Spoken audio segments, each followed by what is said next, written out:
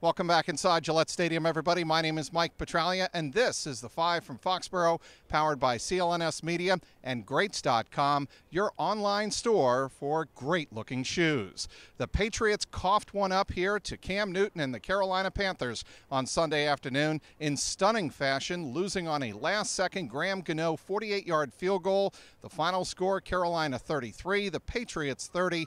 This time, the Patriots quarterback, their superstar, Tom Brady, could not rescue the team from their woeful defense, and that is where we start. The 5 from Foxborough today, the cornerbacks and the secondary, just atrocious. It's not the fact that Cam Newton was 22 of 29, 316 yards. It's the fact that the Patriots secondary gave up completions of 43, 39 yards to Kelvin Benjamin, 28 yards to Fozzie Whitaker on a touchdown, 25 yards to Eric Dixon, and 16 yards and 13 yards. It was a horrific day for the secondary because the Patriots were leaving wide open gaps all along the second level of their defense, and the Carolina Panthers and Cam Newton took advantage of that, going 6 for 9 on third down on the day.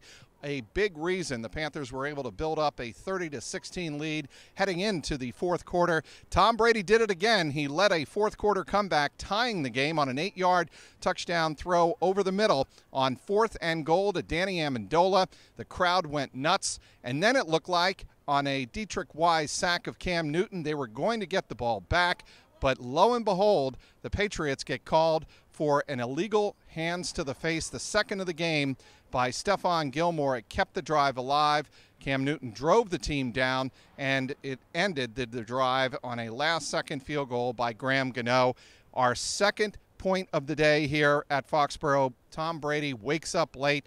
The offense had its struggles after starting off the game very quickly. The Patriots get out to leads of 3-0 and 10-3, but then they kind of go dormant, and Tom Brady felt the pressure. He was not particularly sharp. There was a wide-open Dwayne Allen down the field for 42 yards. Dwayne Allen could have made the catch along the sideline, but he let it slip through his hands. The ball was a tad bit underthrown by Brady. Patriots were just out of sorts until Brady got them back on track in the fourth quarter. Tom Brady falls short in his bid to tie Brett Favre and Peyton Manning for the most all-time regular season wins, all-time with 185. He's stuck on 185. Both Favre and Manning have 186. The final numbers on the day for Brady, 32 of 45, 307 yards, 2 touchdown passes, and he was sacked 3 times. Point number 3, and we mentioned this earlier, the bad penalties. It wasn't just Stephon Gilmore committing the 2 bad hands to the face to Kelvin Benjamin that kept drives alive for the Panthers. It was also on the offensive side of the ball, and it was offensive pass interference. The Patriots get called for not 1 but 2 in the first half. The first one was on Danny Amendola, setting a pick over the middle for Rob Gronkowski. That was a pretty obvious call. Then the second one was an offensive pass interference on Rob Gronkowski. It didn't really look like much. Very next play, Tom Brady finds Rob Gronkowski down the field on the right sideline. Pass fell incomplete, but Rob Gronkowski threw up his arms in a salesman-type gesture, a Hollywood gesture, if you will, really sold the play. He got the call. The Patriots capitalized with a touchdown just a couple of plays later.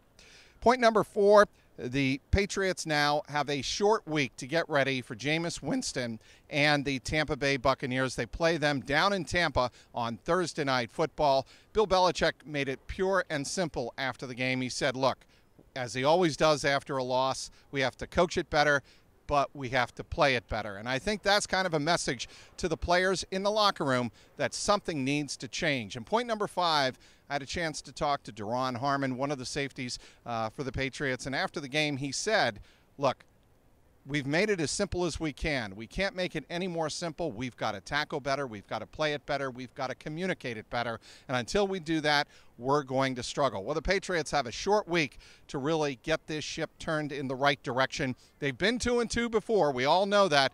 Back in 2003, they were 2-2 and went on to win the Super Bowl. Back in 2001, they were 1-3 and won the Super Bowl. And just 3 years ago, in 2014, they were 2-2, coming off that horrific Monday night loss in Kansas City, and got the ship righted, and they won the Super Bowl. But this has a much different feel. Back in 2014, the Patriots were not playing well on offense, but you figured Tom Brady would eventually get it figured out, and he did. This is a much different story. The Patriots have to get it figured out on defense, and you're expecting players like Stephon Gilmore, Duron Harmon, and Devin McCourty to really pick up their play.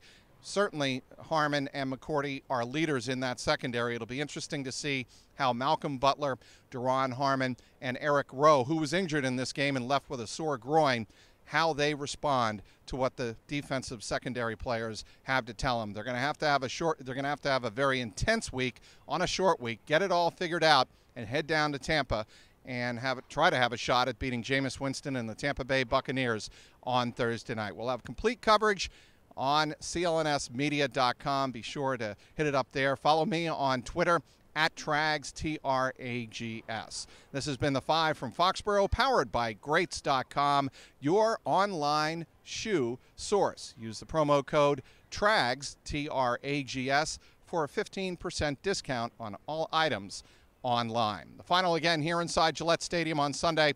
It was the Panthers 33 and the Patriots 30. Inside Gillette Stadium, this is the 5 from Foxborough. For CLNS Media, I'm Mike Petraglia.